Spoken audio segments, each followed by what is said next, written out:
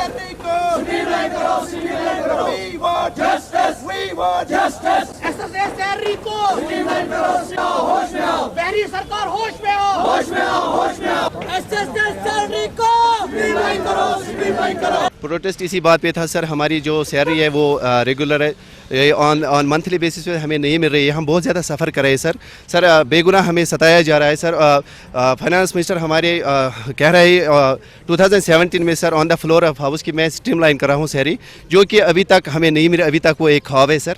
आज भी हमें आज 3 महीने की सैलरी हमें विदहेल्ड है सर। हमारे पेरेंट्स हैं जो बहुत ज़्यादा सफ़र कर, हमारे बच्चे हैं, तो इस सैलरी की वजह से हम बहुत ज़्यादा परेशान हैं सर। हमारी रिक्वेस्ट, हम नहीं चाहते कि हम रोडों पे आए सर। हमारा मकसद ये है कि अब नया सेशन आगे आ रहा है, हम स्कूलों में पढ़ाए, हम स्कूलों में दिलो जान से विदाउट एनी मेंटल ट्रॉमा हम स्कूलों में रहे। हम वहाँ पे जिस जॉब के लिए हमें असाइन किया गया था हम वहाँ पे रहे, हम स्कूलों में जाए, हम स्कूलों में पढ़ाए।